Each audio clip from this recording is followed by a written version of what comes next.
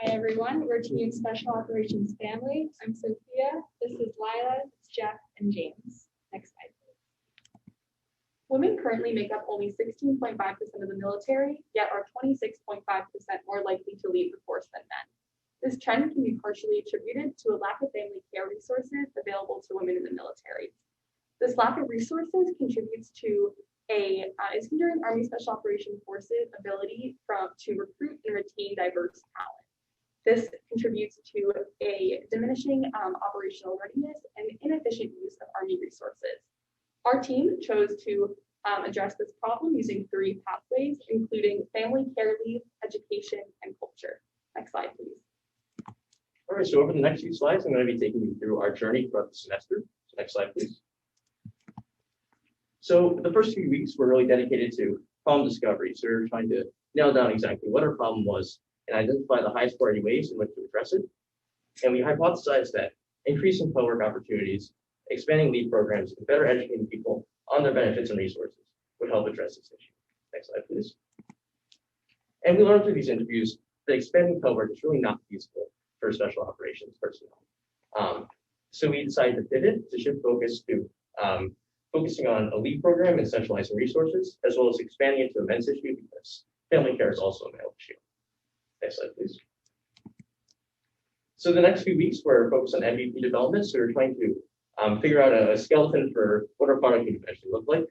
We hypothesized that high cost recurrent leave programs like the CIP, Career Intermission Program, were really hindering people from making use of it as much as the Army thought they would.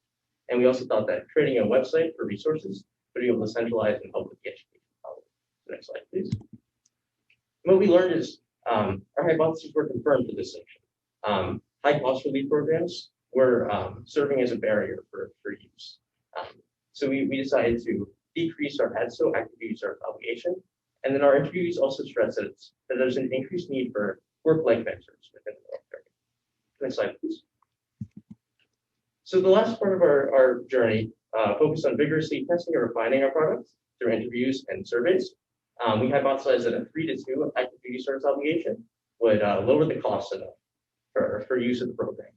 We also thought that an anonymous forum and centralizing resources on a website would help the education issue. Next slide, please. And from these interviews, we learned that our ASO is still too high. People did not want to accrue that much service obligation.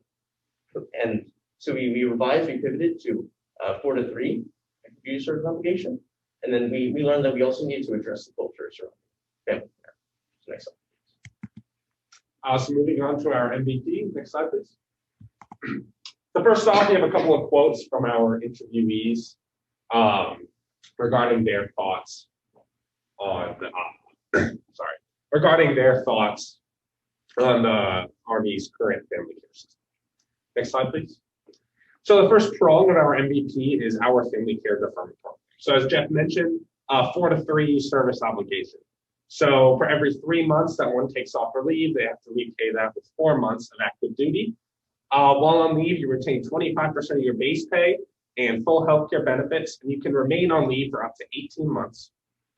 And in addition, leave includes a standardized year group adjustment, and that is so that people who do take leave are not at a disadvantage when they are up for promotions. Next slide, please. The second prong of our MVP is our website. So the goal of our website is to have one location that includes all of the family care information, benefits, and resources that the military has to offer. These are both military-wide benefits and any benefits or resources that might be specific to the location or the base that one is stationed in. Part of the website includes an anonymous forum, so parents or potential parents can connect with one another regarding any questions or any advice that they want to share about navigating the work and family balance in the military. Next slide, please. And the last part of our MVP is community conversations. So we want to continue to build in the military a culture that is supportive of both working and raising a family at the same time. So the community conversations component is a training of sorts for command and other high-up personnel to institute practices and attitudes that will create a positive family culture environment. Next slide, please. This is our finalized instrument model canvas, and over the next couple of slides, I'm going to draw your attention to some of the most important aspects. Next slide, please. So we identified three key beneficiaries: personnel, personnel management, and command. And we just throughout our the semester, we found out that our MVPs would bring several value propositions to these beneficiaries, including improved retention, improved morale, retain competitiveness in terms of promotions and others. Next slide, please. We identified 4 key partners that will be needed to implement our MVP. A chain of command will be needed to approve the MVP. Personnel management will also be needed to approve this. Legal and finance will need to approve it and fund it. And public affairs will become necessary to develop the website and advertise the product. Next slide, please. Originally, we planned to measure mission achievement for diversity statistics and retention statistics. Throughout the semester, we found that the length of careers by female personnel would also be a crucial way to measure achievement. And also, we decided that we would measure the increase in morale through surveys such as climate surveys and operational readiness evaluations. We also decided that the creation of mentors, specifically female mentors, would be critical to the success of our MVP. Next slide, please. So the first 6 months, or the first 2 months of deployment will consist of creating a policy proposal that will ultimately reach the brigade commander. During this time, we will also be narrowing down our supporters and advocates. And by the end of the first year, our plan will hopefully move up the chain of command to reach United States Army Special Operations Command. Next slide, please. The second year will consist of planning out a trial run of the Family Care Lead program. And during our third year, while the trial run is conducted in selected units, we will monitor website and app usage to discover how we can best alter our content to meet the needs of our beneficiaries. Next slide, please. So future pursuits. So we are very confident that our current plan can make a difference, but family care is a very complex problem that consists of a lot of interlocking issues. So here we've identified some other areas that we would like to pursue further in order to help solve the family care issue in the military. And just a big thank you to everyone on this list. None of this would have been possible without their help. So yeah, thank you.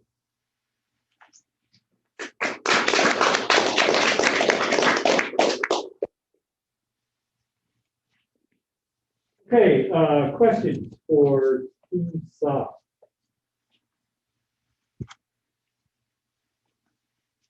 Captain Palmer, let me start with you. Any comments with the team?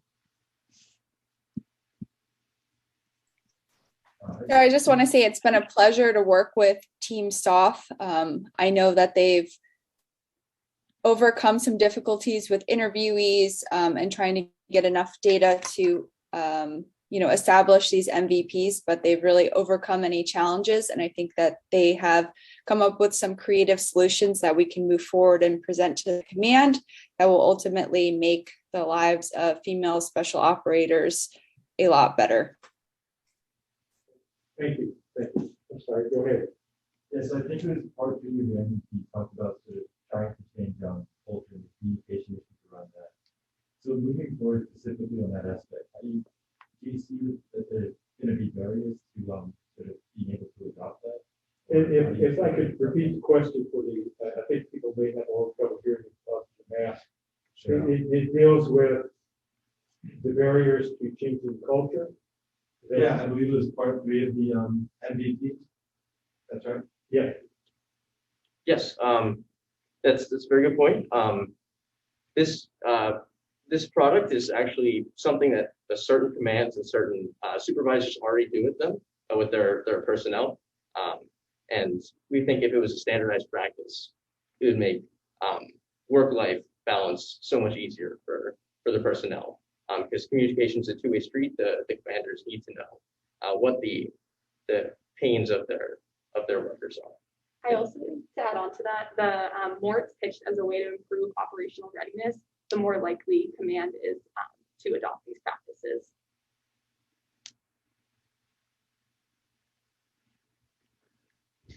Wondering if you guys can expand on the 4-to-3 ratio, because I'm really curious. Well, I just love to hear more. Yeah, so really a cost benefit analysis. A lot of people in the command that we spoke to really did not want to. For reference, the CIP, Career Intermission Program, which we're kind of modeling our program after, has a 2-to-1 service obligation, and people in charge really did not want to bring that down because they wanted to make sure that they were getting a bang for their buck once they pay people who are on leave. But we got from a lot of our interviewees that were officers or NCOs that they would not want to do a service obligation of really more than 1-to-1. And we think that our program is a little more generous with benefits, so they would be more amenable to a little bit of higher service obligation. Okay. Any other comments from the general audience?